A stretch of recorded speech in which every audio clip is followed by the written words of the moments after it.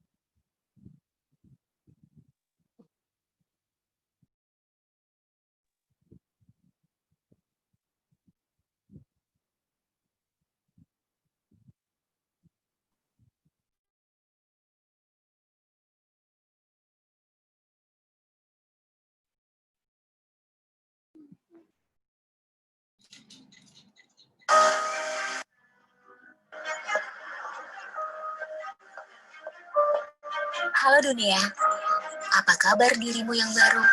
Ini diriku, yang siap bersamamu. Diriku tak hanya tentang siapa aku, tapi apa yang kuperbuat. Tak hanya tentang kelembutan diriku, tapi teguhnya hatiku. Tak hanya tentang anggunnya sikapku, tapi kekuatan pikiranku. Tak hanya tentang indahnya mataku, tapi cara pandangku. Dunia baru, sejak lalu, kini, dan sampai nanti, aku akan selalu siap menyapamu. Berawal dari inovasi dari hati yang terus didukung oleh kolaborasi dengan ahli, serta bahan baku terbaik yang didatangkan dari penjuru dunia, menghadirkan produk berkualitas dengan inovasi tiada henti.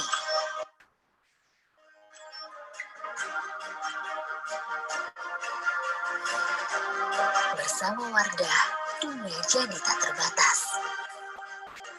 Penuh warna, dan hadirkan berjuta inspirasi.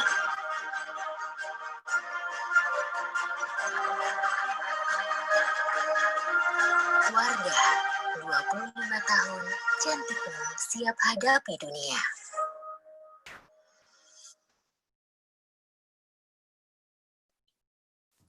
Wah, nggak kerasa ya teman-teman, Wardah itu udah 25 tahun berada di tengah-tengah kita ya. Mungkin teman-teman di sini umurnya bahkan belum ada yang 25 tahun kali ya. Jadi senang banget Wardah kali ini bisa support HC di pengajian kali ini. Sebelum kita mulai, aku mau share beberapa info, mungkin dari peraturan, bukan peraturan ya sebenarnya, kayak kalau untuk Zoom ini biar lebih kondusif, jadi ada beberapa hal yang teman-teman harus perhatikan, yaitu yang pertama, semua partisipan akan di-mute suaranya, untuk menjaga agar diskusi kita tetap kondusif. Jika teman-teman mau mengaktifkan fitur video, boleh banget, biar aku nggak sendirian juga nih ya di video kali ini, tapi partisipan wajib mengenakan pakaian yang sopan. Nah, kalau teman-teman yang ingin mengajukan pertanyaan, bisa dituliskan ke dalam chat box, nanti teman-teman komite akan memilih 3 pertanyaan. Gitu ya. Coba dong drop di chat box dari mana aja sih nih teman-teman? Jakarta atau ada yang dari, aku lihat ada yang dari Sulawesi ya? Bener nggak tuh? Oh, Jember. HC Bogor, Masya Allah. Makassar. Wah, Masya Allah dari Palangkaraya, Kalimantan Tengah. Alhamdulillah. Dari Bekasi juga ada. Ini benar-benar banyak banget ya dari Jakarta. Udah lama banget nggak kajian HC, iya bener udah lama banget, nggak yang nggak virtual maksudnya ya. Kalau virtual kan kita alhamdulillah tiap bulan masih ada nih. Cuma memang bener sih udah lama banget ya kita nggak ke masjid, pengajian bareng, berinteraksi bareng dengan teman-teman. Semoga COVID ini benar-benar bisa hilang dari muka bumi, sehingga kita bisa bersilaturahmi kembali ya. Oke. Thank you sharingnya teman-teman. Sebelum itu, aku juga mau share nih ya, kalau insya Allah registrasi member HC online batch kedua akan dibuka besok, mungkin sekitar sore. Jadi nanti teman-teman bisa cek di Shopee, gitu ya, di Shopee, nanti bisa langsung cek detailsnya di IG-nya HC deh, lebih detailnya ya. Nanti kalau misalnya udah daftar sebagai member, kita udah punya Telegram group. Nah, nanti teman-teman HC, teman-teman komite biasanya selalu mengupdate semua aktivitas atau ada berita-berita tertentu lewat Telegram. Jadi jangan lupa ya, join Telegramnya kita. Terus kita ini juga punya program kerjasama dengan ACT, Sedekah Sahabat Umi, Usaha Mikro Indonesia. Buat teman-teman yang mau mendukung saudara-saudara kita di UMKM, itu bisa banget link, nanti coba ya, tim komite akan drop linknya di chat box. Mungkin Vinda boleh di drop. Oke.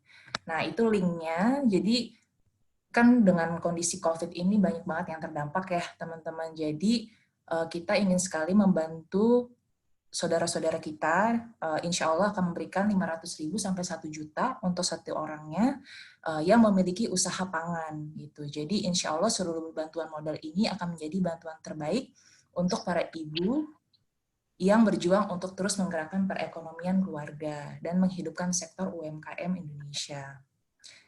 Jangan lupa ya teman-teman, pokoknya klik linknya. Insya Allah nanti Allah juga akan memberikan rezeki yang lebih banyak pada teman-teman semua. Oke, kita mulai aja. Robi Sohri Sodri, wa yasili amri, wa hulu udata mirisani, yafqahu qauli. Assalamualaikum warahmatullahi wabarakatuh, teman-teman HC.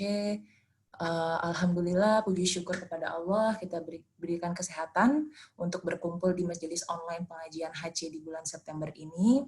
Tidak lupa salawat beserta salam semoga terlimpahkan kepada Nabi besar kita Muhammad SAW, kepada keluarganya, para sahabatnya, pengikutnya, dan kepada kita sekalian. Perkenalkan, aku Nisa, bisa dipanggil Chams, dari Komite HC Divisi Sosial Media. Hari ini judul pengajian kita yang patah tumbuh, yang hilang berganti. Nanti akan bersama Ustadz Asep Fakhri, insya Allah. Jadi kalau lihat dari judulnya ya, mungkin sedikit gambaran, pernah nggak sih teman-teman pas zaman sekolah itu mungkin pengennya IPA, tapi taunya dapatnya IPS gitu ya. Atau misalnya kalau lagi buka bisnis yang tadinya udah, wah nih kayaknya kita akan sukses banget nih bisnis kita kali ini, taunya nggak untung gitu ya, nggak sesuai dengan rencana. Atau misalnya kalau kayak teman-teman yang baru lulus kuliah mau daftar kerjaan, tiba-tiba COVID, lagi susah nih cari pekerjaan gitu ya. Atau mungkin ada juga yang lagi ta'aruf, ternyata nggak bisa berlanjut nih ke stage pernikahan gitu ya. Nah, gimana tuh sebenarnya kita sebagai kaum muslimah bisa menghadapi situasi-situasi yang kita bilang, oh ini gagal nih, atau nggak sesuai nih dengan rencana hidupnya kita. Nah, nanti Ustadz Asep, insya Allah akan menjelaskan lebih lanjut terkait hal tersebut dan memberikan tips-tips dari sisi Islam seperti apa. Sebelum kita masuk ke pengajian, mari dengerin dulu tilawah sama sari tilawah. Boleh teman-teman buka Al-Qur'annya, surat Al-Baqarah, ayat 153 dan 157. Boleh ya dibuka ya. Sambil nunggu ada teman-teman komite HC juga yang akan membacakan tilawah dan sari tilawah. Jadi teman-teman bisa dapat pahalanya juga. Gitu. Oke. Silakan teman-teman komite untuk memulai tilawah dan sari tilawahnya.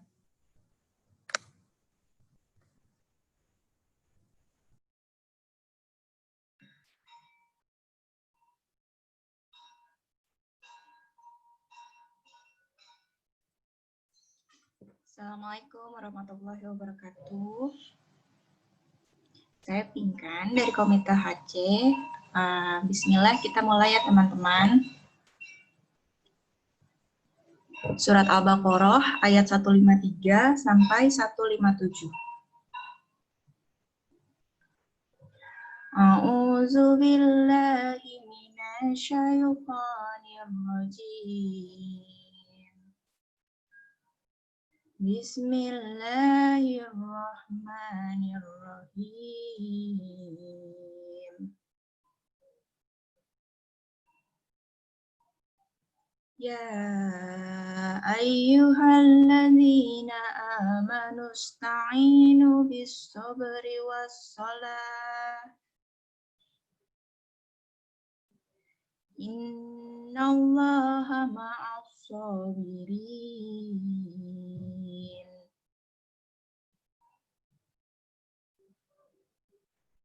Wala taqulu liman yuqtalu fi sabilillahi amwat bal ahya'u walakin la tash'urun.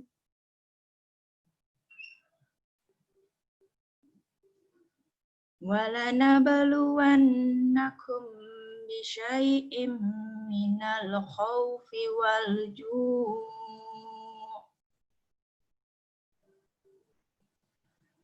wal-ju'i wa naqsim minal amwali wal anfusi wat thamarat wa basyiris sabirin.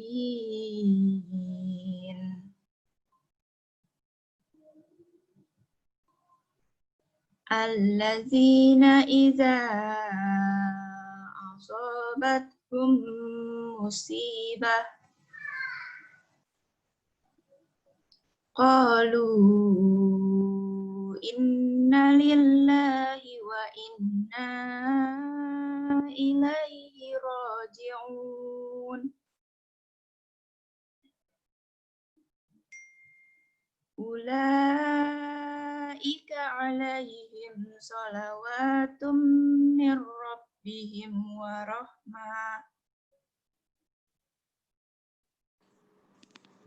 wa ulaika humul muhtadun. Shadaqallahul azim. Dengan menyebut nama Allah yang Maha Pengasih lagi Maha Penyayang. Wahai orang-orang yang beriman, mohonlah pertolongan dengan sabar dan sholat. Sesungguhnya Allah beserta orang-orang yang sabar. Dan janganlah kamu katakan terhadap orang yang terbunuh di jalan Allah bahwa mereka mati. Bahkan mereka hidup, akan tetapi kamu tidak merasa. Dan sesungguhnya akan kami beri kamu percobaan dengan sesuatu dari ketakutan dan kelaparan dan kekurangan dari harta benda dan jiwa-jiwa dan buah-buahan. Dan berilah kabar yang menyukakan kepada orang yang sabar, yaitu orang-orang yang apabila menimpa kepada mereka suatu musibah, mereka berkata, sesungguhnya kita ini dari Allah, dan sesungguhnya kepadanya lah kita semua akan kembali. Mereka itu akan dikaruniakan atas mereka anugerah-anugerah dari Tuhan mereka dan rahmat. Dan mereka itulah orang-orang yang akan mendapatkan petunjuk. Shadaqallahul adzim. Terima kasih Pinkan dan Tari telah membacakan tilawah dan sari tilawahnya. Nah, sekarang kita tanpa tunggu-tunggu lagi, alhamdulillah Ustadz Asep sudah berada di tengah-tengah kita. Ustadz, apa kabarnya? Alhamdulillah, sehat, Mbak. Alhamdulillah. Seger banget nih kayaknya Ustadz, di belakang ada pohon-pohon. Alhamdulillah. Oke. Kemarin saya sempat Ini lihat. jaringan di saya atau di situ, Mbak, ya, putus-putus? Oh, gitu ya. Teman-teman gimana nih? Saya yang... enggak, ini sekarang nggak putus-putus nih, Ustadz? Enggak Kalau di ya? saya? Oke, siap. Alhamdulillahnya. Oke. Ya. Kemarin saya sempat lihat Ustadz di Amazing Muharram. Amazing Muharram. Iya, iya. Ya. Ini juga masih lanjut nih hari terakhir. Masih lanjut ya? Masih hari ini dan besok. Oke, alhamdulillah kalau gitu. Makasih banget walaupun masih sibuk di acara yang satunya lagi, tapi bergabung dengan HC ya, seperti biasa. Jadi kita udah nggak sabar nih dengerin Ustadz menjelaskan. Boleh, lebih lanjut. siap. Ya. Mbak Nisa, boleh dibuka dulu ininya, share screen-nya? Share screen-nya dari saya belum bisa share screen. Oh, belum bisa ya? Masih Teman-teman disable, komite ya. boleh jadiin co-host.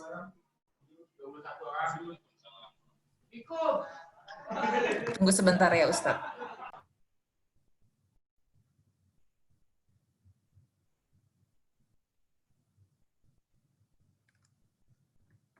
Oke, gimana nih teman-teman komite? Sudah berhasilkah membuat co-host?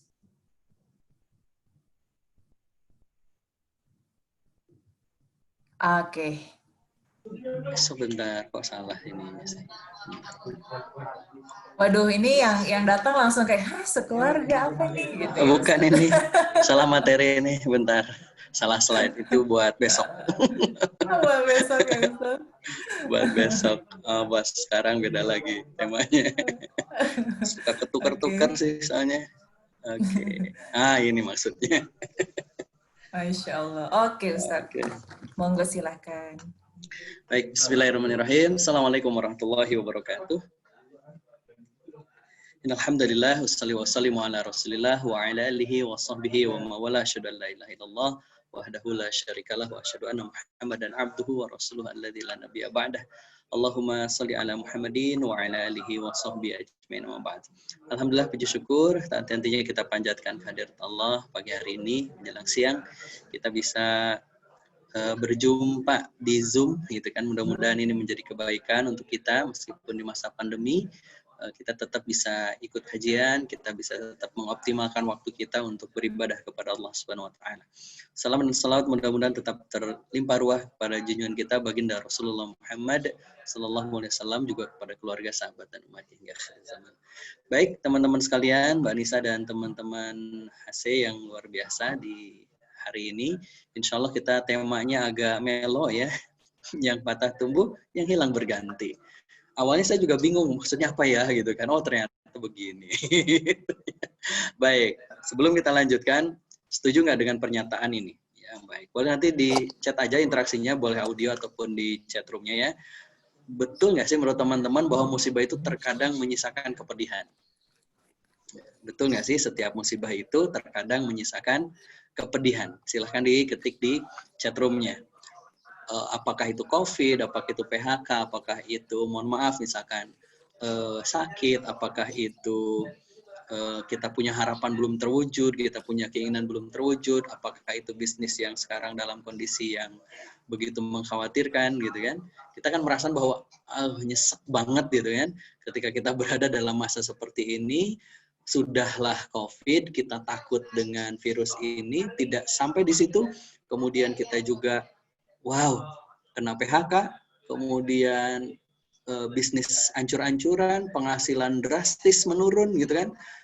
Dan itu menyerang siapapun, gitu, termasuk kita. Gitu. Dan saya pun di dunia training sama, Mbak Nisa ya. Jadi terasa banget gitu kan. Jadi sepanjang COVID itu nyaris ya nggak ada pemasukan, nggak ada. Kalau karyawan mungkin masih ada gaji loh. Kita trainer gitu kan, tidak ada undangan, tidak ada training ya otomatis di rumah. Tapi alhamdulillah istri saya selalu menjadikan sesuatu yang luar biasa bahwa betul ya, setiap musibah menyisakan kepedihan. Tetapi ya jangan terlalu sering dalam kepedihan. Kenapa? Karena insya Allah akan ganti dengan kebaikan. Makanya judul kita, yang patah tumbuh, yang hilang berganti. Tenang aja ya. Baik, makasih. Baik, dan tidak sedikit sahabat-sahabat sekalian, teman-teman sekalian, ketika seseorang itu ditimpa sesuatu yang menyedihkan, menyesakkan dada, yang menghela nafas panjang, lalu kemudian close.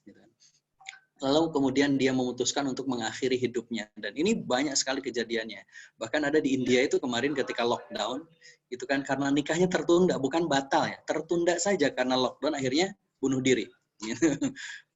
Tidak sedikit juga tidak menyasar bahwa dia itu pendidikannya rendah kali. Enggak, lihat nih, mahasiswa S2 ITB gantung diri karena depresi.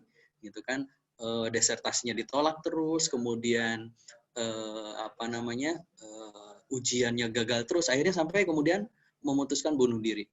Ada juga yang kena PHK juga bunuh diri, diputus cinta bunuh diri, bahkan disebut sekarang gemukan ya, itu juga bisa bunuh diri. Macam-macam teman-teman sekalian. Jadi ketika gitu kan, sesuatu yang tidak sesuai dengan kenyataan gitu kan, harapan kita A, ternyata yang kejadian itu adalah F gitu kan, bukan lagi B, C, D, tapi mungkin Z dan sebagainya, lalu kita memutuskan untuk close gitu, memutuskan untuk bunuh diri. Apakah itu menyelesaikan masalah? Ternyata enggak. Quit atau keluar dari masalah itu bukan seperti itu. Bahkan tidak sedikit ketika ada masalah bukan dihadapi gitu kan. Kita bukan pasang badan untuk menghadapi masalah. Kita lari gitu kan. Yang dengan lari itu bukan menyelesaikan masalah, justru keluar dari masalah, masuk ke masalah yang lebih besar. Kita tahu bahwa bunuh diri itu bukan menyelesaikan masalah, tapi menghadapi masalah yang lebih besar lagi. Contoh misalkan tadi yang PHK, kemudian si ayah ini bunuh diri. Apakah bunuh diri menyelesaikan bagi dia? Kan tidak. Justru menambah masalah. Nambah masalah buat siapa? Buat istrinya berduka, anak-anaknya berduka, dan tidak ada peluang lagi bagi dia untuk menafkahi keluarga. Kenapa? Karena si ayahnya sudah meninggal. Lalu kemudian banyak sekali yang memutuskan untuk quit seperti itu. Nah, lalu pertanyaannya adalah apa yang harus kita lakukan? Yuk sedikit kita review. Kenapa saya review? Karena ini pernah saya sampaikan di majelis HC. Ya, saya nggak tahu ini teman-teman masih ingat atau enggak. Itu kan saat itu kalau nggak salah temanya musibah, ujian ataukah teguran. Nah, masih ingat nggak? Mbak Nisa saya nggak tahu, masih ingat atau enggak? Tahun berapa boa ya gitu, berapa boa gitu kan. Tahun berapa gitu kan. Kalau nggak salah saat itu di Masjid Cut Mutia atau di mana gitu kan. Tapi saya masih ingat materi ini pernah saya sampaikan. Slide ini.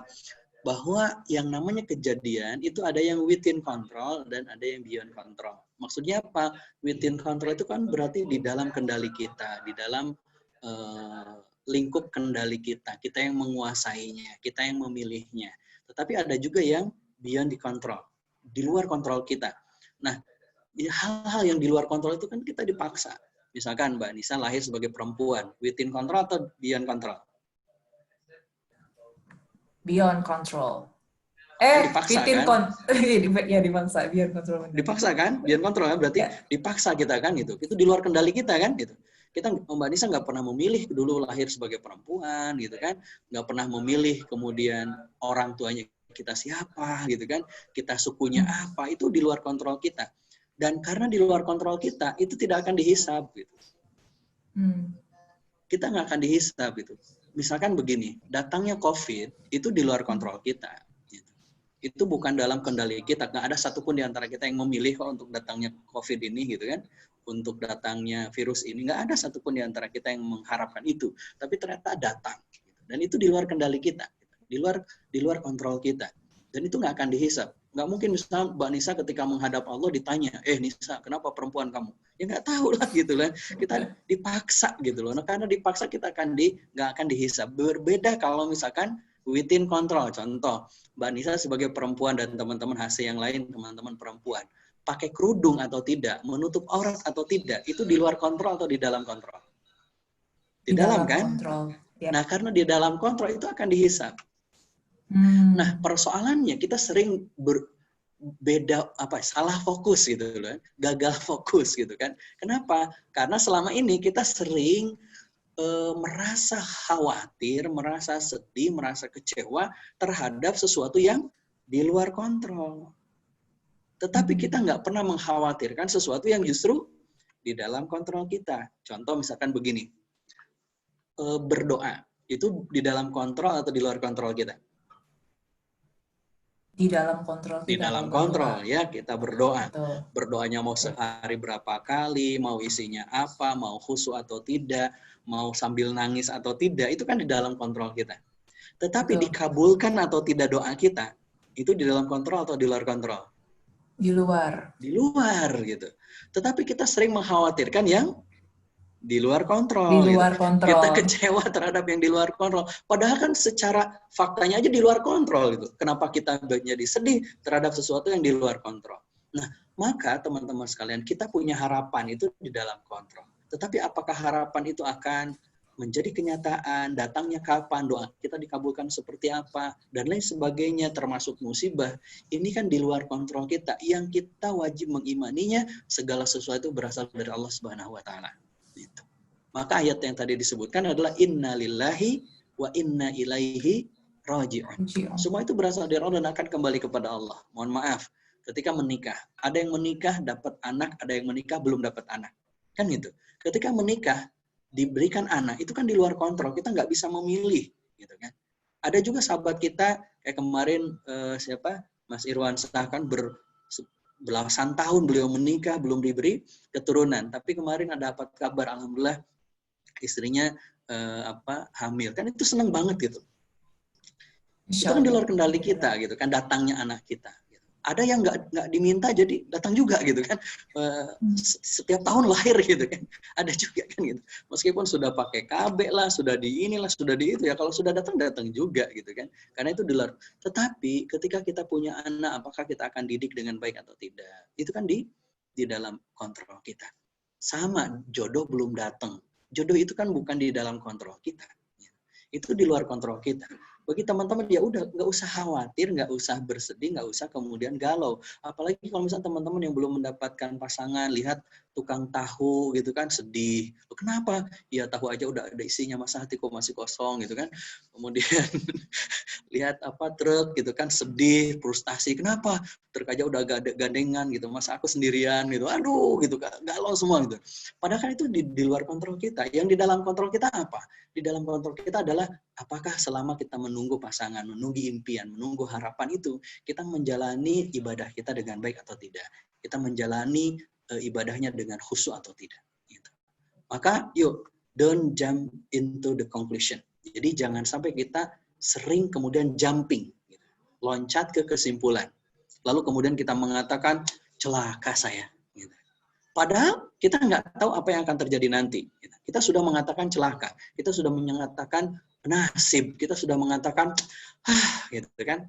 Kenapa? Kita sering menyimpulkan gitu kan. Padahal belum tentu itu yang akan Allah berikan. Contoh begini.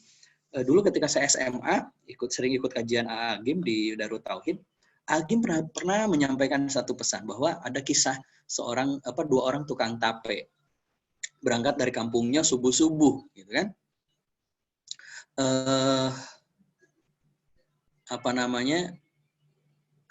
Ketika berangkat ke pasar, si kakak dan si adik ini melewati pematang sawah, gitu kan?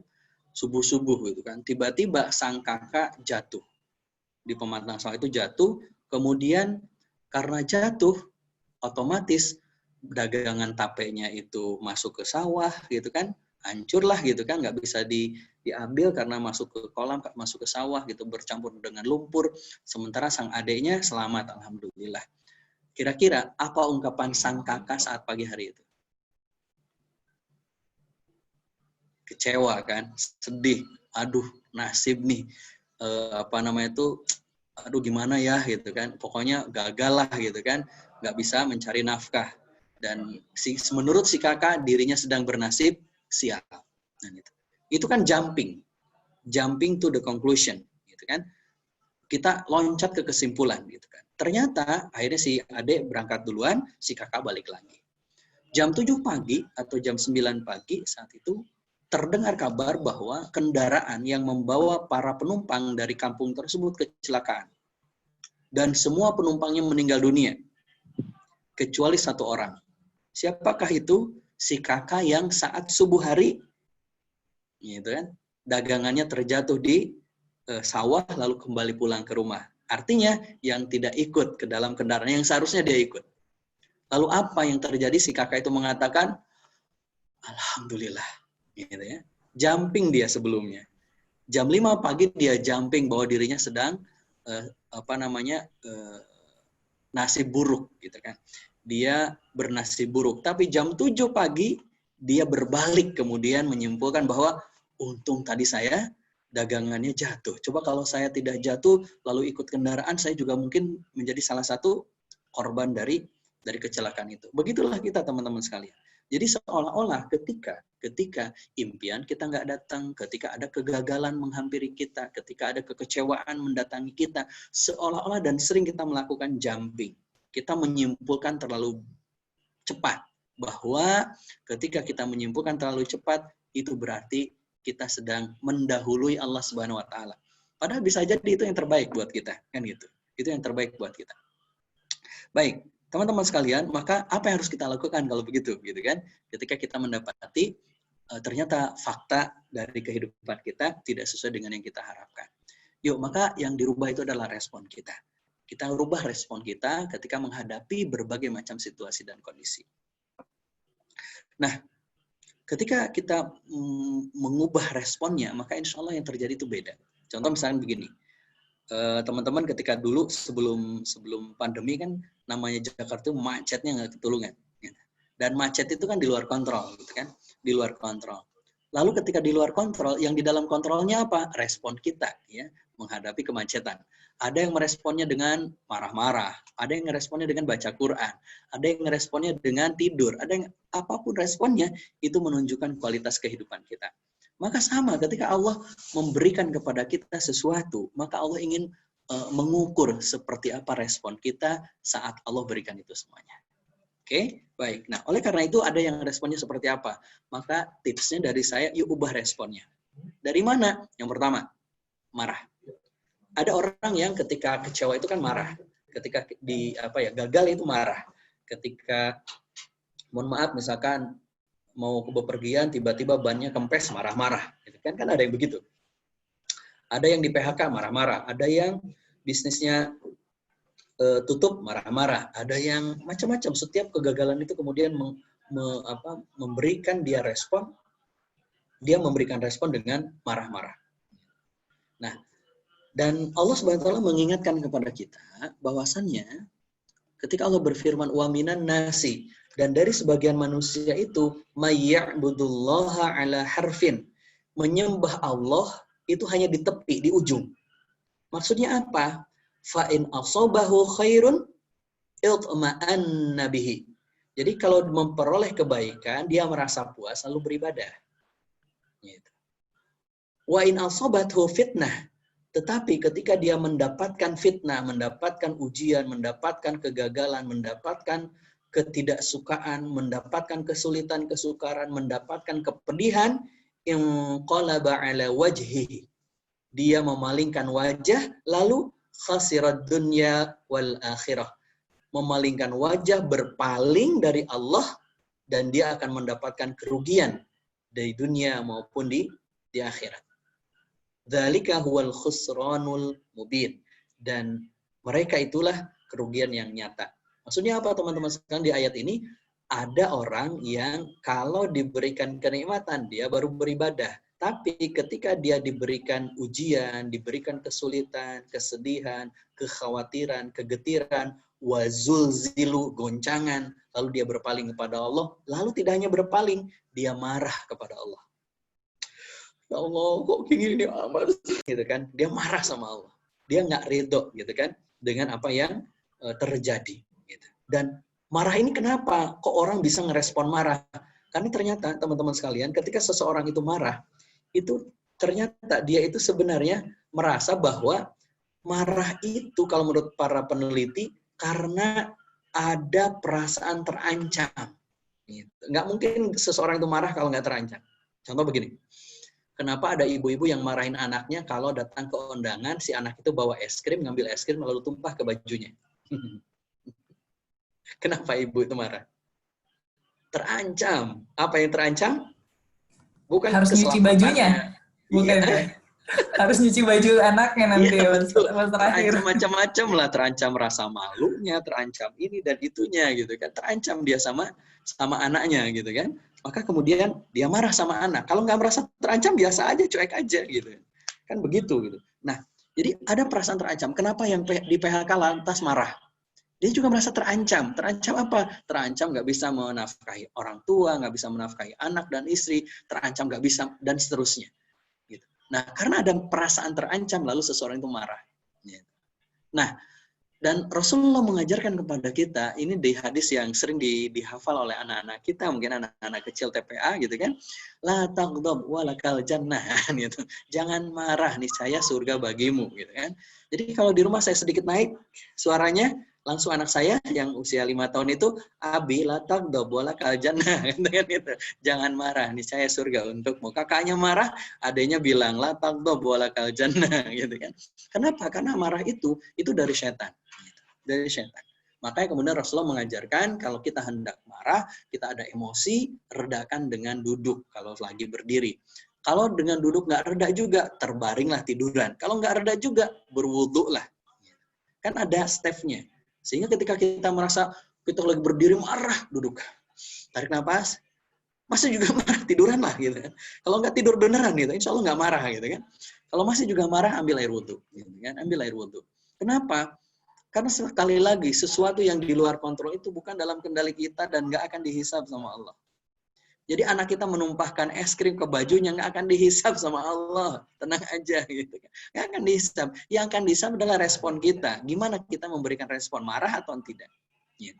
Yang kedua, ada yang responnya nggak marah sih. Cuma apa? Ngeluh. Nggak marah sih, cuma ya Allah. Dia nggak marah sih, tapi ucapannya keluhan. Yang keluar adalah ngeluh gitu kan. Itu lamaran ditolak, ngeluh gitu kan. Nggak marah gitu kan. Gimana do gitu kan, diterima nggak mah. Nggak marah sih gitu kan. Tapi responnya itu respon yang gimana ya, penuh dengan keluhan gitu kan. Nah ini juga sama, mengeluh itu tandanya nggak ridho gitu. Tandanya nggak ridho. Baik, mari kita lihat ayatnya. Dan ternyata teman-teman sekalian, sifat mengeluh itu adalah sifat manusiawi. Allah SWT berfirman, innal insana khuliqa halu'an. Jadi manusia itu punya sifat mengeluh. Idza masahu syarru jazu'an. Kalau dia ditimpa kesulitan, akhirnya dia berkeluh kesah. Di Facebook keluh kesah, gitu kan? Update status isinya keluh kesah. Ke teman berkeluh kesah, gitu kan? Dan lain sebagainya. Wa idza masahul khairu manu'an. Dan kalau dia diberikan nikmat, jadi pelit, gitu kan. Makanya dulu ketika saya di kampus itu, di kos-kosan itu, kalau misalkan ada teman saya yang banyak curhat, itu tandanya dia lagi nggak punya duit. Gitu. Tapi kalau dia nggak curhat, berarti tandanya dia lagi punya duit. Kenapa nggak curhat? Kalau lagi punya duit, ya takut dipinjam lah, gitu kan. Kan begitulah kita, gitu kan. Jadi sunatullahnya begitu, manusiawinya begitu. Tetapi bagi orang yang beriman kan nggak begitu. Ini sifat yang nggak boleh ada dalam diri kita. Mengeluh itu tandanya merusak pikiran kita, merusak hati kita, gitu kan. Dan orang yang mengeluh itu kan tandanya dia nggak ikhlas, gitu kan. Tandanya dia nggak ridho, tandanya dia berarti nggak menerima, gitu kan. Dia rejection, gitu kan. Dia menolak, gitu kan. Dan orang yang tidak ikhlas, kayak misalkan kita sholat tarawih, gitu ya. Untung kemarin sholat tarawihnya di rumah masing-masing. Coba kalau masalah di masjid, betapa sering kita mengeluh, tapi tetap sholat gitu. Ketika hari pertama tarawih penuh, kemudian imamnya memimpin jamaah sholat tarawih. Allahu Akbar. Bismillahirrahmanirrahim. Alhamdulillahirabbil alamin arrahmanir rahim maliki yaumiddin, dan seterusnya. Satu surah Al-Fatihah, satu ayat, satu nafas. Lalu kemudian kita kan nggak mengeluh kan? Enggak kan? Kita seneng banget gitu loh. Kenapa? Cepet nih, jam 8 beres. Giliran besok imamnya ganti. Kebetulan ini anak muda gitu, hafiz Quran gitu kan. Lalu baru maju ke depan, lalu imamnya bilang, "Staw, antadilu," gitu kan. Ini apa nih? Kayaknya lama nih kan. Udah mulai tuh. Lalu imamnya takbir. Allahu Akbar. Baru takbir, kita sudah ngeluh di belakang. Ya, jam 9 ini mah. Gitu. Loh, tetapi tetap sholat loh gitu kan. Kalau yang marah kan nggak sholat gitu kan. Tapi dia tetap sholat tapi ngeluh. Gimana mau diterima sholat kita kalau masih ngeluh? Termasuk juga ibadah kita yang lain. Gimana Allah akan berikan balasan, akan Allah jawab doa-doa kita ketika baru sebulan nggak dikabul, baru sebulan berdoa nggak dikabul, kita sudah ngeluh, ya Allah sudah sebulan ini saya berdoa kok nggak dikabul-kabul. Padahal bisa jadi Allah bilang baru sebulan, gitu. Maka hati-hati. Maka rubah dari marah, jangan sampai berubah juga jadi mengeluh. Rubah dengan yang baik. Apa itu? Yang ketiga. Apa itu? Sabar. Makanya kan tadi di ayat yang tadi dibacakan, itulah untuk orang-orang yang bersabar. Kenapa? Orang yang sabar itu bukan berarti ridho ya. Belum tentu. Orang yang sabar itu berarti orang yang mampu menahan lisan dan tindakannya untuk melakukan hal-hal yang tadi negatif. Misalkan, Anda misalkan ditampar sama teman Anda, plak, gitu kan? Dan Anda tidak membalas tamparan itu, tidak ngomong sepatah kata pun, tidak kemudian mencaci orang itu namanya sabar. Tapi apakah Anda ridho ditampar? Enggak, gitu kan? Jadi bukan berarti yang sabar itu ridho, gitu kan? Tapi yang ridho itu pasti sabar. Baik, sabar dulu. Kenapa? Karena sabar itu menahan dari rasa gelisah, menahan dari rasa cemas, menahan dari marah, menahan dari berkeluh kesah, menahan dari tindakan yang mengacaukan. Maksudnya tadi sampai bunuh diri lah, menyalahkan orang lain lah, apapun bentuknya. Jadi dia mampu bersabar, menahan itu semua. Kayak gini lah misalkan ketika di bandara lalu kemudian ada pengumuman gitu kan bahwa pesawat yang akan kita naiki kemudian ada pengumuman delay 30 menit. Nah, kan ketahuan tuh mana yang sabar, mana yang enggak. Yang enggak sabar dia ngeluh gitu ya. Dia protes. Dia kemudian gimana sih dasar ini ya? Enggak usah nyebutin maskapai lah, enggak enak gitu kan. Itulah yang singa bisa terbang gitu kan. Oh, misalkan gitu. Ya iyalah singa disuruh terbang gitu. Yang bagus kan ya burung yang disuruh terbang gitu ya. Pengalaman ya Asep, iya pengalaman gitu kan sering pengalaman nih kayaknya nih Ustadz. Gitu kan. Tetapi orang yang sabar itu apa? Menahan gitu kan. Menahan untuk tidak gelisah, menahan untuk tidak cemas, menahan untuk tidak marah, menahan untuk tidak marah-marah, berkeluh kesah, menahan untuk tidak sampai merusak. Kan pernah tuh ya beberapa tahun yang lalu itu sampai bandara itu dirusak kan gitu. Gara-gara delay. Kan jadi merugikan orang lain. Apa untungnya buat kita? Toh customer service yang ada di pintu gate itu dia nggak tahu kok pembatalan itu bukan dia yang menentukan. Dia juga nggak di luar kontrol dia kok gitu kan. Di luar kontrol dia, within kontrol dia gitu. Bahwa dia tidak tahu juga gitu. Kenapa harus delay gitu. Lalu kemudian dia kamu itu gimana sih gitu. Benar kita dulu. Ya dia juga diem juga nggak tahu gimana harus jawab gitu kan. Lalu dia juga diperintah gitu kan. Nah kita juga kadang nggak adil gitu kan. Mereka juga karyawan yang diperintah gitu kan. Mereka juga harus bersabar meladeni penumpang yang begitu banyak. Ya sama gitu kan. Ketika doa kita belum dikabul, ya sabar. Kita itu bukan yang mengendalikan kabulnya doa gitu. Kita seorang hamba yang diberikan pengkabulan doa itu oleh Allah. Yang mana diberikan ya suka-suka Allah.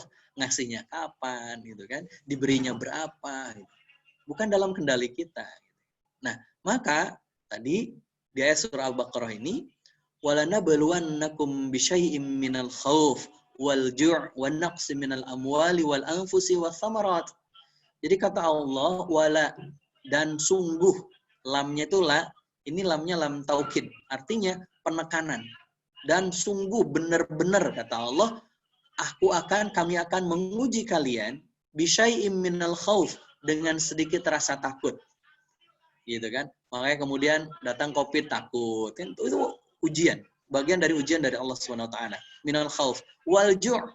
Ketika misalkan kita dalam kondisi pandemi, penghasilan berkurang, makan dihemat-hemat gitu kan, sampai kemudian kita menahan lapar gitu kan.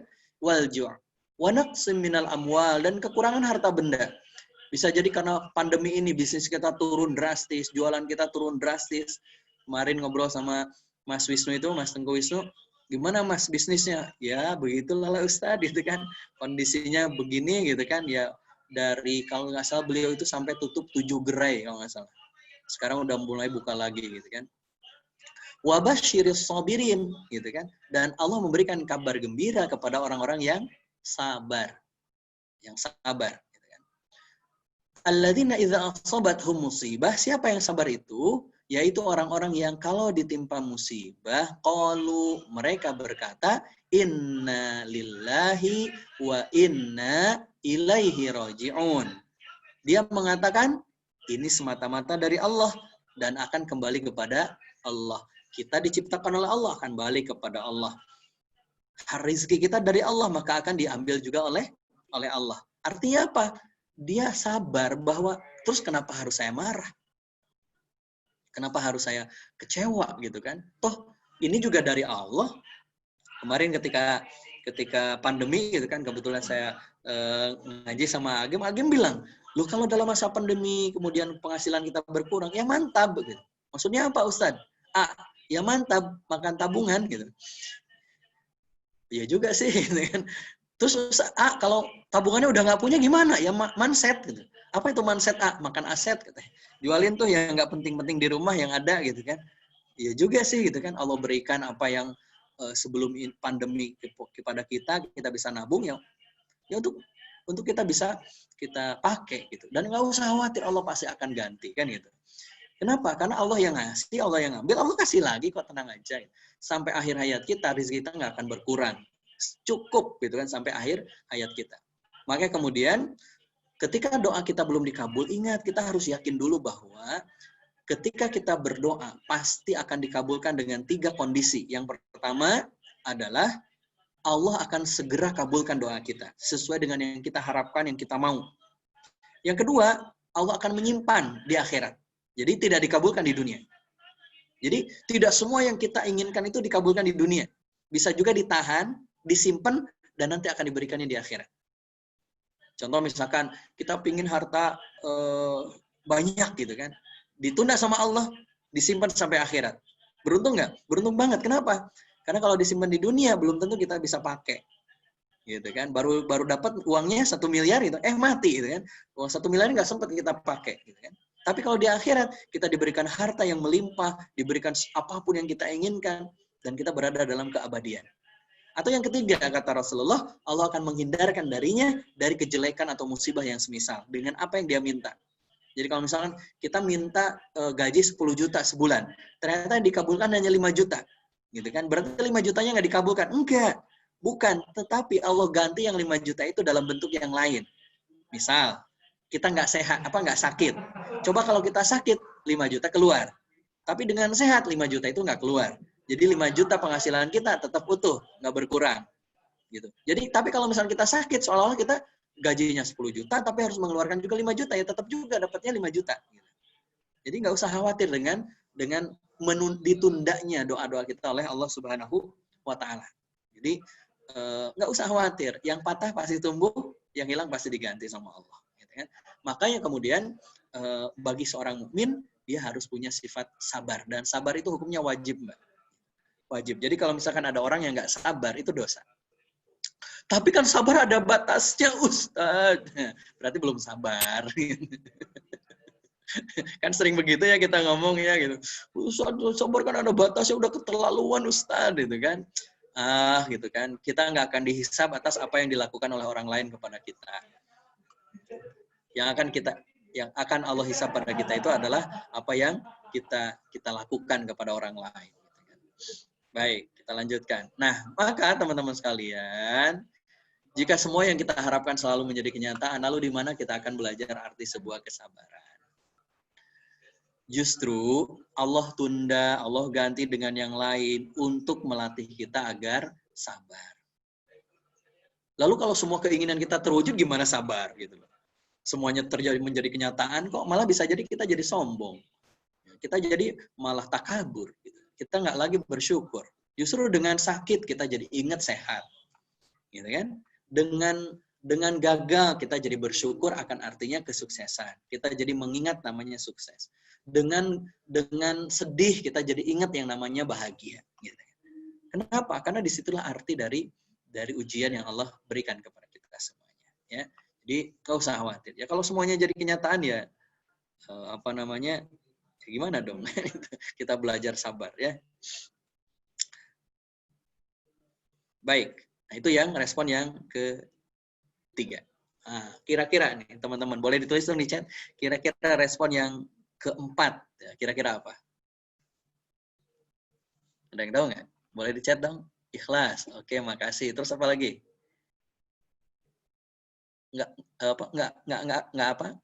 Tawakal. Oke. Apalagi di atasnya sabar. Kira-kira. Ridho. Makasih. Bersyukur. Qanaah. Oke. Tawadhu.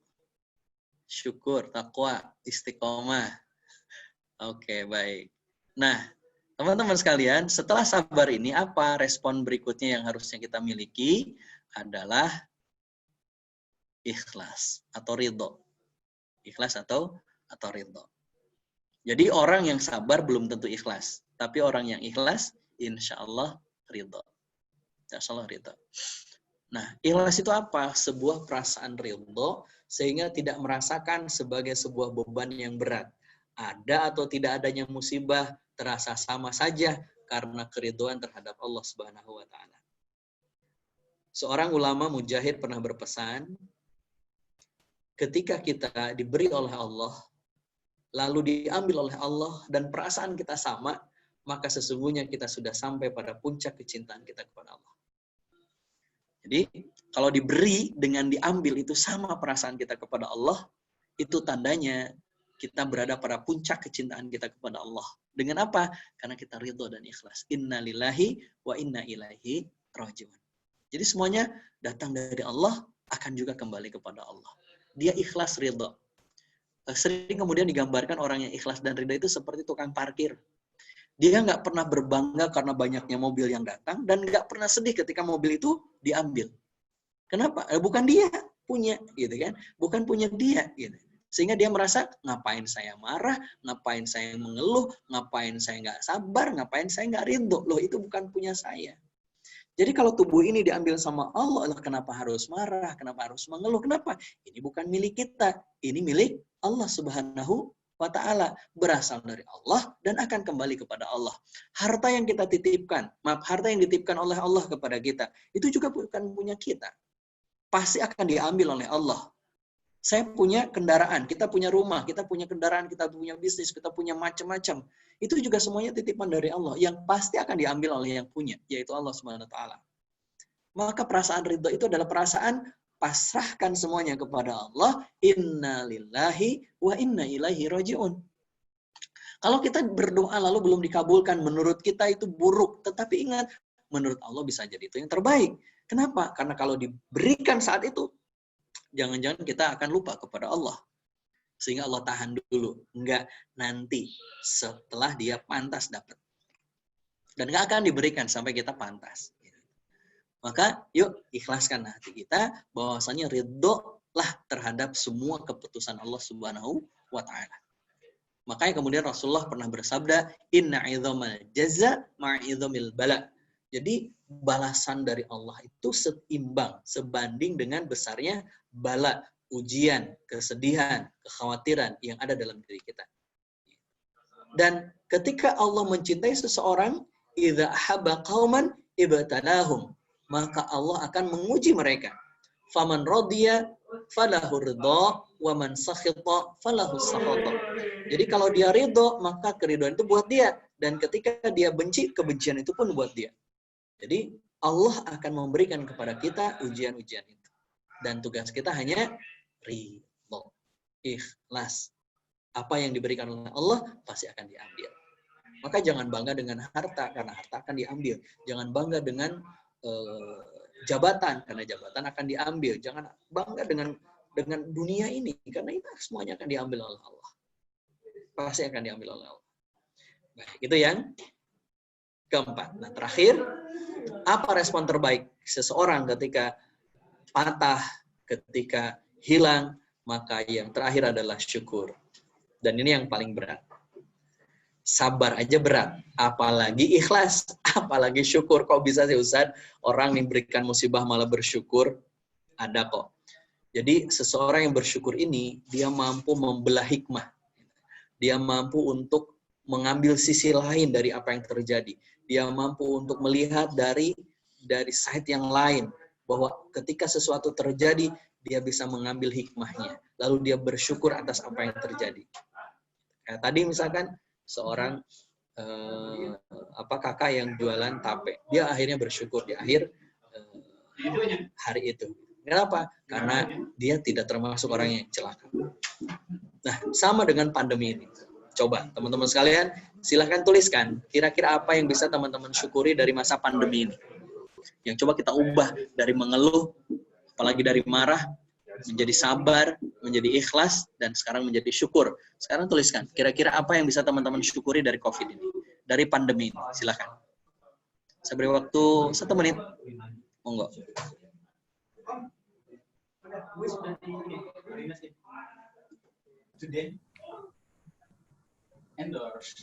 Masya Allah. Jawabannya. Silakan. Oke, lebih baik ibadahnya karena waktunya lapang, Masya Allah. Lebih banyak memperbaiki diri karena sering di rumah, itu kan. Apalagi berat badan bertambah, salah ya. Lebih dekat dengan keluarga, mereka bisa banyak waktu di rumah, bersyukur, bisa kerja di rumah, nggak terlalu kena macet. Alhamdulillah, saya juga merasakan ya, gitu ya. Lebih banyak waktu bersama keluarga. Oke, saking banyaknya juga kadang stres juga. Lebih banyak buat kajian. Oh iya, betul sekali. Dengan online ini kan, dengan pandemi itu jadi online. Dan alhamdulillah mungkin kalau misalkan dulu ya HC bikin kajian, orang harus datang gitu kan. Aduh, Teh, Mbak, aku jauh nih, padahal pingin banget datang. Dengan online kan nggak ada alasan lagi kan. Akhirnya bisa datang. Banyak kegiatan di rumah, lebih banyak waktu untuk keluarga, lebih banyak waktu keluarga. Oke, kemudian berbakti pada orang tua, aktivitas bersyukur, banyak kumpul, keluarga. Oke, makasih. Masya Allah, banyak sekali nih. Oke, baik. Sama ketika beberapa waktu yang lalu saya bikin acara namanya Membelah Hikmah, mengubah sabar menjadi syukur. Saya tanyakan sama para peserta, apa sih yang bisa kita syukuri? Banyak, Ustaz. 1, sekarang saya jadi lebih bersyukur, saya sekarang jadi mengetahui betapa sulitnya para guru itu mengajarkan anak-anak saya. Sekarang saya jadi paham, ternyata tidak semudah yang dibayangkan. Selama ini kita sering protes sama sekolah. Sekarang giliran sekolahnya di rumah, kita yang stres. Ternyata baru ngurusin 1 anak aja udah begini rupa, capeknya luar biasa. Nggak kebayang guru-guru di sekolah yang ngurusin 20-30 orang. Oke, baik, makasih saya bilang. Ada lagi yang saya bersyukur, Ustaz. Kenapa? Karena selama ini saya ingin ikut kajian Ustaz, nggak bisa-bisa. Kenapa? Karena saya tinggal di Australia. Terus sekarang alhamdulillah bisa ketemu langsung sama Ustaz. Jadi bisa kajian meskipun terpaut dengan jarak. Ada lagi yang bilang, Ustaz, alhamdulillah saya bersyukur dengan kondisi pandemi ini. Kenapa? Karena penghasilan saya jadi nambah. Loh, kok bisa yang lain berkurang Anda nambah? Ya Ustaz, karena saya WFA, saya bisa berbisnis, dan dari bisnis saya ternyata lebih besar dari gaji saya. Iya, alhamdulillah gitu kan. Ternyata pasti ada gitu kan, pasti ada hikmahnya. Nah, tinggal kemudian kita berani nggak sih gitu kan, move on, lalu kemudian kita mencari sisi baik. Di balik semua musibah, di balik sebuah kesedihan, di balik semua kekhawatiran yang ada dalam diri kita, lalu kita kemudian mengubahnya dengan rasa kesyukuran. Nah, mudah-mudahan teman-teman juga bisa mengubah sabar itu menjadi syukur. Nah, Maka ketika sudah menjadi syukur, Allah tambah, bukan lagi dibalas dengan setimpal, tapi ditambah. Kan ayat-ayatnya, la in syakartum la azidannakum wa la in kafartum inna adzabi lasyadid. Maka ketika kita kehilangan, bersyukurlah dengan kehilangan itu, maka Allah akan ganti dan Allah akan tambah kenikmatannya, kebaikannya. Makanya Umar bin Khattab kalau terjadi musibah dia mengucapkan alhamdulillah, alhamdulillah, alhamdulillah. Jadi mengucapkan bersyukur 3 kali kepada Allah. Kenapa? Karena bagi Umar, kata Umar, aku bersyukur. Kenapa musibah menimpaku ini? Aku bersyukur karena tidak sebesar yang bisa Allah timpakan kepadaku sebenarnya. Jadi masih ada kemungkinan musibahnya jauh lebih besar. Tapi ini baru menimpa diriku. Jadi aku bersyukur. Yang kedua, dia bersyukur kenapa? Karena masih aku yakin pasti setiap apa yang Allah timpakan kepadaku berupa kesakitan, ujian, dan sebagainya, pasti Allah akan ganti dengan yang lebih baik. Dan yang ketiga, aku bersyukur karena ini baru menimpa diriku, bukan agamaku. Kalau sudah menimpa agamaku, ini musibah yang luar biasa besar. Nah, terakhir dari saya, hidup ini harusnya sederhana saja. Ya. Jika baik, lakukan. Jika buruk, tinggalkan. Marah baik atau buruk? Buruk, tinggalkan. Berkeluh kesah baik atau buruk? Buruk, tinggalkan. Bersyukur, bersabar baik atau buruk? Baik, lakukan. Gitu kan. Maka semua yang baik itu lakukan. Lalu kalau misalkan ada yang buruk, ya tinggalkan. Jangan terlalu sering mendramatisir masalah.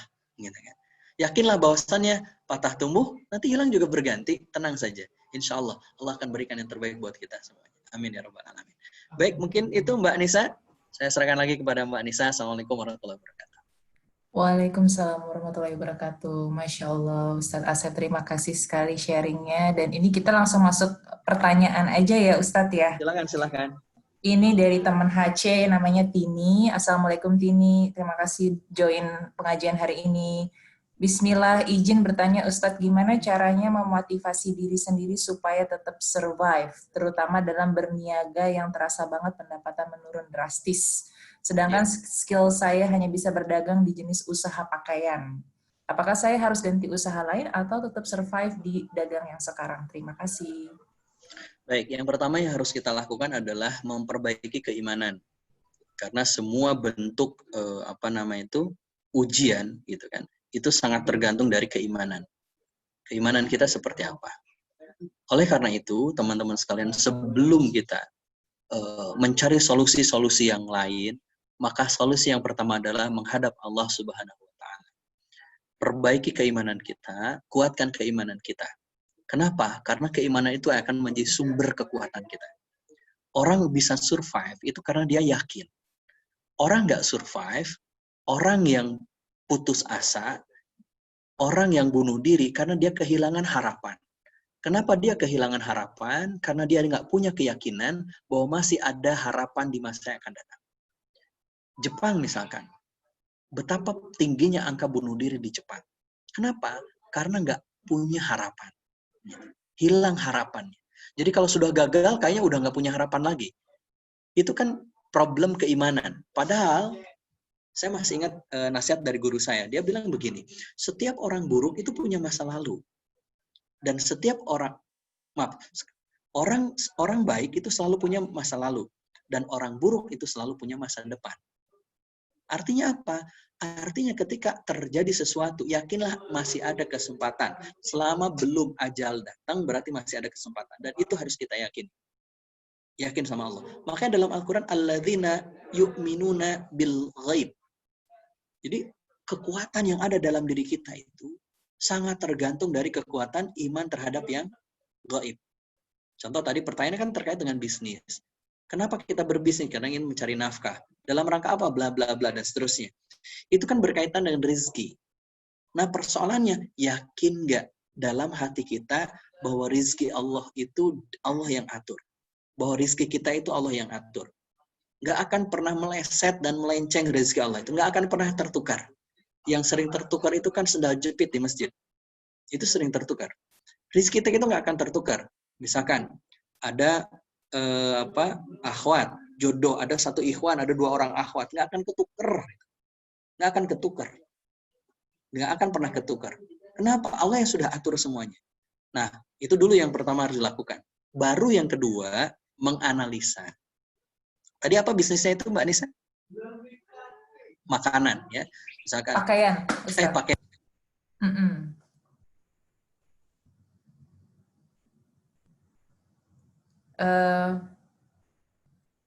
Maaf Ustadz, suaranya nggak kedengeran ya?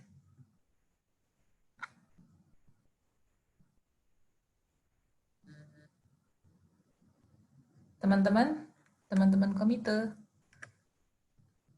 ke-mute nggak ya kira-kira?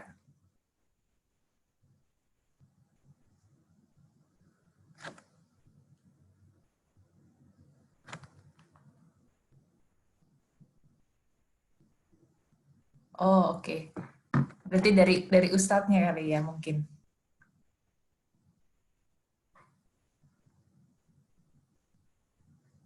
Suaranya hilang, jadi kita sambil tunggu. Ya, sudah kembali lagi, alhamdulillah. Belum nih Ustadz. Tadi terdengar. Cek 1, udah. Siap, ini. Oke, baik. Mohon maaf sudah ya. terdengar. Kan nggak usah ngeluh juga kan. Aduh, ini gimana? Biasa aja lah, namanya juga ciptaan manusia kan gitu. Ada pasti kurangnya. Nah, yang kedua, barulah kemudian kita analisa apakah bisnis yang kita punya itu masih diperlukan nggak oleh pasar. Gitu. Kalau masih diperlukan, berarti sebenarnya masih ada kemungkinan untuk berhasil. Kalaupun misalkan, tapi kan Ustadz nggak usah pakai tapi, jalani dulu gitu loh. Kalau misalkan tapi kan nggak bisa buka toko, ya sudah buka tokonya di rumah pakai handphone. Semua kan sekarang beralih ke online. Kemarin ada tetangga saya jualan buku. Kira-kira kalau jualan buku masa pandemi susah atau mudah? Tergantung Ustadz jawabannya. Gantung kan Malah gitu. orang banyak baca buku. Saya malah lebih banyak baca buku. Ternyata dengan masa pandemi, omset dia malah berlipat-lipat gitu. Karena orang di rumah, kemudian justru malah dengan jualan buku itu dia beruntung. Jadi dianalisa dulu. Nah, yang paling paham kan terkait dengan analisa ya, Anda mungkin ada teman yang mentor yang bisa membantu Anda. Tapi yang jelas, yang pertama dulu yang harus diperbaiki. Keimanan kita terhadap yang gaib. Itu yang akan menjadi survive-nya kita atau tidak. Itu Mbak Nisa. Oke, Masya Allah. Terima kasih Ustadz. Nah, ini kan tadi Ustadz udah bilang nih, sebenarnya kita tergantung dari reaksi kita terhadap musibah atau situasi tersebut gitu ya, respons ya. Nah, ini pertanyaan dari teman kita Aufia Rohmadina, bilangnya adalah gimana nih Ustadz untuk bisa jadi konsisten dalam mengubah respon tersebut? Ya, gimana baik. Tuh tipsnya? Ya, pertama saya ingin bedakan dulu antara reaksi dengan respon. Bayangkan ini misalkan ada gelas botol ya, botol minuman bersoda. Tahu lah, mereknya nggak perlu kita sebut lah. Cola misalkan. Ustadz nih. Misalkan mohon maaf, kemudian saya kocok. Botolnya saya kocok misalkan, ini cola atau apalah gitu kan. Dan ketika saya buka apa yang terjadi? Itu namanya reaksi. Karena kita bereaksi langsung. Nah, kita tidak akan bisa memberikan respon kalau kita reaktif. Nah, respon itu seperti ini. Ini mohon maaf ada mereknya. Lalu kemudian air mineral ini saya kocok. Sebanyak apapun air mineral ini dikocok, kalau dibuka tutupnya biasa aja gitu loh. Sama seharusnya orang beriman itu dihantam dengan goncangan gimana pun, dengan ujian apapun, dengan persoalan apapun, dia mah kalem aja gitu loh. Dibuka, oh iya gitu. Selesai gitu. Nah, gimana caranya menjaga agar bisa seperti itu? Yang pertama, jangan reaktif. Artinya apa? Ketika terjadi sesuatu, tahan dulu. Jangan langsung bereaksi. Tahan apa? Tahan lisan kita, tahan pikiran kita, tahan hati kita, tahan tindakan kita. Kalau teman saya menyebutnya taken off, gitu kan? Diam dulu. Jadi ketika ada apapun yang terjadi, diam dulu, merenung gitu. Bahkan Rasulullah mengajarkan menurut para ulama itu, kita itu kan diwajibkan untuk melakukan muhasabah. Berdiam diri sebentar. Jangan dulu reaktif. Mohon maaf yang sudah berkeluarga. Pasangan kita marah-marah, jangan dibalas dengan marah-marah. Diam dulu, diam aja. Minta maaf dulu, gitu kan? Nggak usah balas dengan marah, karena marah kalau dibalas dengan marah ya berantem. Tapi kalau marah dibalasnya dengan, ya mas mohon maaf, itu dia nggak marah lagi gitu. Loh, kita seolah-olah ingin mengubah apa yang di luar kendali kita, sementara kita nggak menjaga agar diri kita tetap tenang. Jadi tahan dulu. Yang kedua, agar kita bisa istiqomah memberikan respon, itu nggak mungkin respon itu tanpa dilatih. Jadi maka teman-teman itu harus berlatih. Caranya gimana? Cara yang paling mudah begini Mbak Nisa dan teman-teman. Kalau lagi jalan, perhatikan sekeliling Anda, apapun yang Anda lihat, coba berikan respon, bukan reaksi.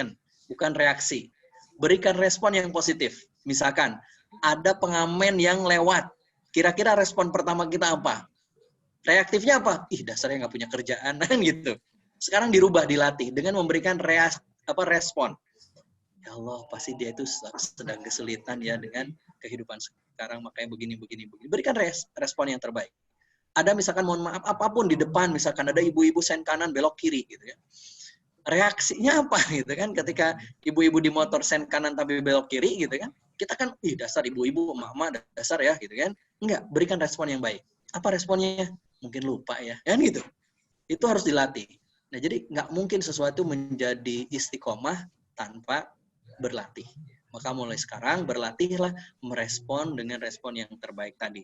Naikin tidak hanya sabar, tapi juga ikhlas, apalagi bisa sampai bersyukur. Wallahu a'lam. Masya Allah. Oke Ustadz. Terima kasih. Nah, ini yang terakhir ya Ustadz. Dan sebelumnya mohon maaf, ini udah 7 menit lebih dari schedule Ustadz. Semoga Ustadz masih punya waktu.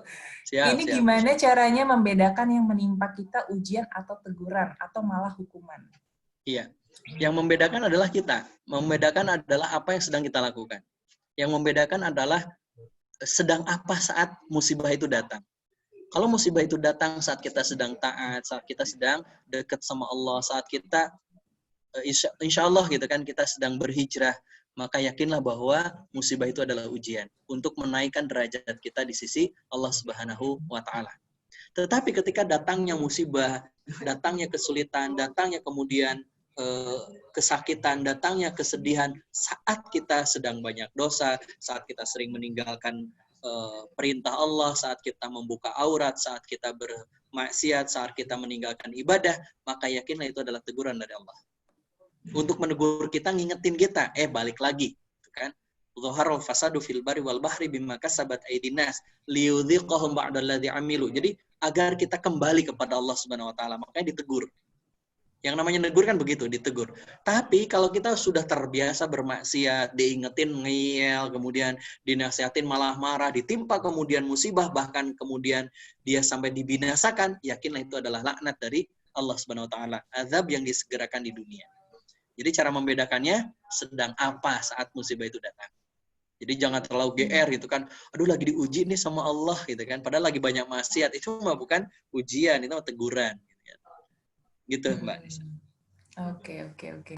Ya ampun, Masya Allah. Ustadz, ternyata sampai dengan 11.30 ya Ustadz ya kita itu. Boleh. Jadi masih lebih lama nih, ada pertanyaan lain. Boleh ya Ustadz ya? Boleh, silahkan Mbak. Oke, siap. Katanya kan kalau jodoh itu udah diatur, tapi ada yang bilang termasuk dalam takdir yang bisa diikhtiarkan. Yang betul yang mana Ustadz? Apakah nama jodohnya bisa berubah kalau diikhtiarkan? Wah, itu ini juga ya, bisa diubah nggak namanya itu? Iya, tidak ada yang mampu mengubah takdir Allah kecuali Allah sendiri. Allah lah yang mengubah takdirnya. Gitu kan. Sementara yang namanya jodoh itu kan sudah Allah tetapkan siapa jodoh kita dan seperti apa. Itu di kitab Lauhul Mahfudz sebelum kita ada. Bahkan ketika kita lahir dalam kandungan di usia di usia 40 hari lalu kemudian ditiupkan ruh, ditetapkanlah kemudian rezeki kita, jodoh kita, ajal kita, suka dan dukanya hidup kita. Lalu apakah bisa dirubah? Allah alam, kita nggak tahu. Tetapi memang ada beberapa hadis, rubahlah takdir dengan silaturahmi, dengan doa. Artinya apa? Artinya bahwa yang diwajibkan itu bukan ngotak-ngatik takdir Allah. Yang diwajibkan itu berdoanya. Yang diwajibkan itu adalah ikhtiarnya. Yang diwajibkan itu adalah kita mencari cara terbaik agar Allah memberikan yang terbaik untuk kita. Jodoh siapa? Jodoh kita siapa? Kita nggak pernah tahu sampai akad nikah itu terjadi. Siapa jodoh kita nggak pernah tahu. Gitu. maka jangan sok tahu. Gitu. Kan kita sering sok tahunya Jadi ya, dengan mengatakan jump apa? Dengan into mengatakan bahwa, conclusion. aduh, andai dia jadi jodohku ya, gitu. Belum tentu. Belum tentu gitu. Maka yang harus kita lakukan adalah yakini dulu bahwa Allah yang ngatur jodoh, itu yang pertama. Yang kedua adalah berikhtiar. Untuk apa? Untuk menjemput jodoh kita. Kenapa? Karena jodoh itu datang, gitu kan. Contoh misalkan begini, pernah tahu lagunya apa? Cicak-cicak di dinding? Nah, itulah pemisalan terkait dengan rizki. Jodoh juga demikian. Kan jodoh, rizki, ajal itu takdir Allah. Andai lagu itu kemudian menjadi pelajaran buat kita, kan seharusnya yang namanya rizki itu kan Allah yang tetapkan. Kita hanya diwajibkan mencari nafkah, bekerja, berbisnis, dan sebagainya. Tetapi tidak ditetapkan, maaf, kita tidak diberikan pilihan untuk berapa rezeki kita. Kita nggak pernah tahu, gitu kan. Maka, coba bayangkan cicak, gitu kan. Andai cicak itu bisa main Facebook, mungkin isi statusnya cicak itu galau, gitu kan. Mungkin isi Instagramnya cicak itu stres, gitu kan. Kenapa? Tuhan, gitu kan. Ya Allah, gitu kan. Teganya engkau, gitu kan, memberiku rizki berupa nyamuk yang memiliki sayap, sementara aku nggak bersayap. Di manakah kemahadilan Allah, ya kan gitu. Tapi tidak, gitu. Cicak itu diam aja. Dia lagunya adalah cicak-cicak di dinding, diam-diam merayap. Tugas dia itu merayap, meskipun diam-diam. Lalu kemudian datang seekor nyamuk. Jadi, yang mendatangi dia, maaf, yang terjadi rizki dia yang mendatangi dia, atau dia yang mendatangi rizki? Datang seekor nyamuk. Rizkinya yang datang. Begitu juga jodohnya yang datang. Cuma ketika datang, kenapa nggak jadi jodoh? Karena kita nggak melakukan upaya terakhir seperti yang dilakukan oleh cicak. Apa itu? Setelah datang seekor nyamuk, hap. Nah, hapnya ini yang lemah kita ini. Misalkan mohon maaf teman-teman akhwat, ada ikhwan ganteng lewat di depan kita bahas. Ih ganteng ya, gitu ya. Cakep banget ya, soleh banget ya. Kita bahas aja, ngerumpi lah tentang si dia. Udah datang di depan kita. Padahal harusnya kan ketika seperti cicak tadi, datang seekor nyamuk. Datang seorang ikhwan, gitu kan, seorang laki-laki, harusnya segera hap. Maksudnya apa? Segera tanyain dia, Mas, udah nikah atau belum, Mas? Nah gitu. Kan nggak ada salahnya kan gitu. Artinya apa? Yuk kita tidak pernah tahu ketetapan Allah tentang kita. Tetapi kita bisa memilih apa yang akan kita lakukan atas ketetapan-ketetapan Allah itu. Maka berfokuslah untuk memilih cara terbaik, melakukan cara terbaik dalam setiap ketetapan-ketetapan Allah Subhanahu wa Ta'ala. Gitu Mbak Nisa. Insyaallah. Masya Allah, Masya Allah. Ustaz, terima kasih. Jadi ini mungkin aku share sedikit apa sih namanya dari pembicaraan kita hari ini ya Ustaz sebelum penutupan. Jadi teman-teman HC semua mungkin itu semua berasal dari rasa kita merasa memiliki semua ya Ustadz ya. Iya. Kayak oh ini emang harta punya saya misalnya, atau rambut saya itu emang cantik gitu misalnya. Jadi akhirnya ketika ada sesuatu hal yang tidak sesuai dengan ekspektasi kita, kita lupa bahwa itu semua adalah ciptaan dari Allah gitu ya. Dan itu semua hanya titipan gitu ya Ustadz ya. Iya, nah betul. Tadi yang aku semakin langsung reminder banget buat kita semua adalah yang pertama, don't jump into conclusion gitu ya, jangan langsung memprediksi oh ini jelek, ini baik, padahal kita belum tahu juga sebenarnya maknanya apa. Lalu tergantung dari respons kita terhadap musibah atau cobaan tersebut gitu ya, dan respons kita itu sangat menunjukkan kualitas hidupnya kita gitu ya Ustadz ya tadi ya. Jadi jangan lupa kita selalu meningkatkan keimanan, karena nanti tergantung keimanan kita bagaimana kita bisa menghadapi situasi yang sangat sulit ya teman-teman. Jadi terima kasih banyak Ustadz atas sharingnya hari ini. Sama-sama, mungkin nanti dari Ustadz ada penutup doa ya, bisa buat teman-teman bareng juga ya. Baik teman-teman sekalian, sekali lagi apa yang terjadi dalam diri kita, dalam hidup kita, memang tidak selalu yang kita harapkan. Justru dengan apa yang terjadi itu, untuk membuat dan melatih diri kita semakin baik kualitas hidup kita di mata Allah Subhanahu wa taala. Keyakinan kita akan takdir Allah, keyakinan kita akan keputusan-keputusan Allah, bahwa apa yang Allah tetapkan itulah yang terbaik dalam diri kita, itu sebenarnya bagian dari kehidupan yang harus kita jalani. Bahwa itu adalah bekal kita menghadap Allah Subhanahu wa taala. Maka oleh karena itu mudah-mudahan apapun yang terjadi kita diberikan keikhlasan, diberikan keridhaan, dan tentunya mudah-mudahan kita mampu bersyukur. Ala hadihiniyah wa likulli niyatin shalihah bi barakatil Qur'an al-Fatihah.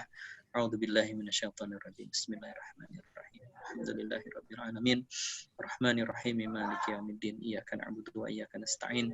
Ihdinas siratal mustaqim. Siratal ladzina an'amta 'alaihim ghairil maghdubi 'alaihim waladdallin. Mari kita berdoa kepada Allah. Mudah-mudahan di siang hari ini Allah berkenan membukakan pintu-pintu hidayahnya untuk kita, pintu-pintu rahmahnya untuk kita, pintu-pintu maghfirahnya untuk kita. Allahumma salli ala sayyidina wa habibina wa syafina ya maulana Muhammad. Salim radhiyallahu tabaraka kulli sadatina rasulillahi ajmain. Alhamdulillahi rabbil alamin, hamdan syakirin, hamdan na'imin, hamdan yuafi ni'amahu wa yukafi mazidah. Allahumma rabbana wa lakal hamdu kama yanbaghi li jalali wajhikal karim wa 'azimi sultan. Duhai Allah, Kau yang Maha menciptakan kami, Kau yang Maha menghidupkan kami, Kau yang menjamin setiap kami rizki-rizki kami. Engkau lah yang menjamin setiap kami atas apa yang terjadi pada diri kami. Duhai Allah, ampunkanlah dosa-dosa kami, ya Allah. Jika selama ini kami sering marah atas keputusan-Mu, jika kami sering mengeluh atas segala keputusan-Mu, jika kami sering tidak ridho atas setiap takdir-Mu, duhai Allah, kami sering mendahului takdir-Mu, kami sering mendahului kekuasaan-Mu dengan mengatakan ini dan itu, ya Rabb. Maafkan lisan kami, ya Allah. Maafkan pikiran kami yang sering suuzon kepadamu, ya Allah. Sering berburuk sangka kepadamu, ya Allah. Seolah-olah kami lebih tahu darimu, ya Allah. Padahal kami yakin, ya Allah, setiap apa yang Kau putuskan selalu yang terbaik untuk kami, ya Allah. Duhai Allah, maafkan kami, ya Allah. Maafkan kami, ya Allah, yang selama ini ibadah kami masih biasa-biasa saja. Kami sering meminta banyak, sementara ibadah kami masih saja terbatas. Kami sering memohon dan menuntut yang banyak darimu, ya Allah. Sementara kami jarang menuntut diri kami untuk beribadah kepadamu dengan kuat, dengan banyak, ya Rabb. Duhai Allah, jadikanlah hamba orang-orang yang bersyukur atas setiap apa yang Kau curahkan kepada kami. Jadikanlah hamba, ya Allah, orang-orang yang bersabar atas setiap ujian yang Kau berikan kepada kami. Duhai Allah, sabarkan hati kami, ya Allah, atas setiap kesedihan yang kami terima, ya Allah.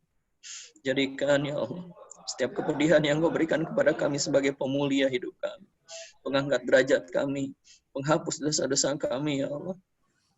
Duhai Allah, jadikanlah setiap tetes air mata yang keluar ini, ya Allah, sebagai penggugur kesalahan-kesalahan kami, sebagai pengangkat derajat kami, ya Allah, dan jadikanlah sebagai pemudah jalan kami menuju surga-Mu, ya Allah. Ya Allah, hadirkanlah kemudahan atas setiap kesulitan hidup kami. Hadirkanlah kelapangan atas setiap kesempitan yang terjadi pada diri kami. Hadirkan, ya Allah, solusi atas setiap persoalan hidup kami, ya Allah. Ya Allah, kabulkanlah harapan-harapan kami yang baik, ya Allah. Berikanlah kepada kami kesabaran untuk menunggunya, ya Allah. Kesabaran untuk berikhtiar, ya Allah. Kesabaran untuk beribadah kepada-Mu. Rabbana taqabbal minna innaka antas samiul alim wa tub 'alaina innaka antat tawwabur rahim. Ya Allah, terima ibadah kami yang sering tidak ikhlas. Masih sedikit, masih bolong-bolong. Masih sering harus disuruh, masih harus sering diingatkan, ya Allah. Ya Allah, ingatkan kami, ya Allah. Terimalah, ya Allah, segala ibadah kami ini, ya Allah. Rabbana atina fid dunya hasanah wa fil akhirati hasanah wa qina adzabannar. Subhanaka rabbika rabbil izzati amma yasifun. Assalamun alal mursalin walhamdulillah. Wa'fu minkum. Terima kasih teman-teman sekalian, Mbak Nisa dan teman-teman HC. Mudah-mudahan Allah jaga kita semuanya. Billahi taufiq wal hidayah. Assalamualaikum warahmatullahi wabarakatuh.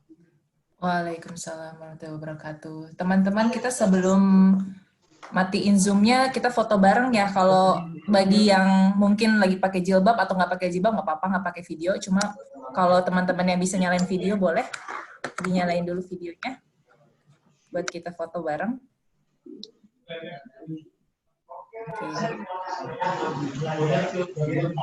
Sebentar ya. Oke, aku mulai dari page 1 dulu. 1, 2, 3. Oke. Kita mulai yang kedua, page 2. 1, 2, 3.